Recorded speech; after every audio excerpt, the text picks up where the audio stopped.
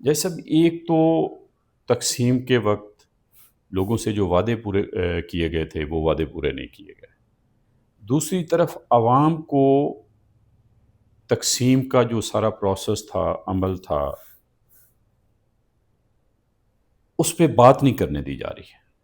آزادی نہیں ہے کہ آپ کھل کر اظہار بھی ہاں کر تو سکتے. کیا یہ کہا جا سکتا ہے کہ پاکستان میں عوام کو قیدیوں کی طرح ٹریٹ کیا جا رہا ہے؟ دیکھیں، قیدی تو ایک ٹرم ہے جو کہ مخصوص انداز میں استعمال کی جاتی ہے کہ کسی نے جرم کیا ہے، اس کو جیل میں ڈال دیا ہے، اس کے بھی ویسے کچھ حقوق ہوتے ہیں، قانون میں لکھے ہوتے ہیں. آپ اس کو بے رحمانہ ٹریٹ نہیں کر سکتے، اس کے اندر بھی ایک قانون موجود ہوتا ہے. لیکن بات دراصل جس موضوع پر ہونی چاہیے وہ یہ ہے کہ معیشت کو ایک سینٹرل حیثیت ملنی چاہیے کہ جب تک آپ لوگوں کو معاشی ایجنڈے پہ نہیں لے کے آئیں گے، لوگوں کی زندگی بہتر نہیں ہوگی، تب تک چیزیں ٹھیک نہیں ہوتی. کیونکہ اب دنیا میں یہ سوشل میڈیا، یہ وہ ساری چیزیں ہیں، تو اس میں آپ دیکھتے ہیں کہ ہر کس کا نہیں دل چاہتا کہ اس کے بچے اچھی تعلیم حاصل کریں. کون نہیں چاہتا اس کی صحت کی ہمیں سہولیات میسر ہوں، بہتر لائف سٹائل کون نہیں چاہتا. اب اچھا، یہ ایک اور بات بھی میں یہاں عرض کر دوں کہ یہ پچھلے سال میں نے دیکھا کہ پتہ نہیں کتنے لاکھ لوگ ملک چھوڑ گئے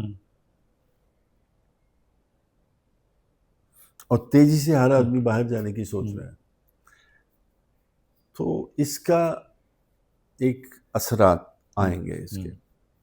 میں اگلے دن انڈین سائیڈ کے پنجاب کے کسی سیاستدان، مجھے نام تو یاد نہیں رہا، انہوں نے انٹرویو سن رہا تھا یوٹیوب پہ، تو انہوں نے کہا کہ ہمارا پنجاب کا کلچر، ہماری جو پنجاب کی سیاست ہے، وہ اب پنجاب کے لوگوں کے ہاتھ میں، جو کہ اس خطے میں رہ رہے ہیں، ان کے ہاتھ میں نہیں رہ گئی.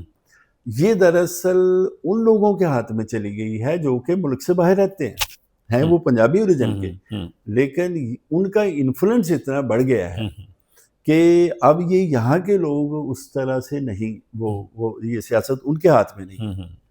تو مجھے بھی لگتا ہے کہ پاکستان میں بھی یہ سلسلہ ہو رہا ہے کہ جب لوگ باہر جاتے ہیں، وہاں ترقی دیکھتے ہیں، وہاں کے حالات دیکھتے ہیں، تو پھر یہاں بھی یہ جتنے لوگ باہر جائیں گے اس پر ملک کے اندر کی سیاست جو ہے اس پر ان کا بڑا سیریس امپیکٹ آئے گا.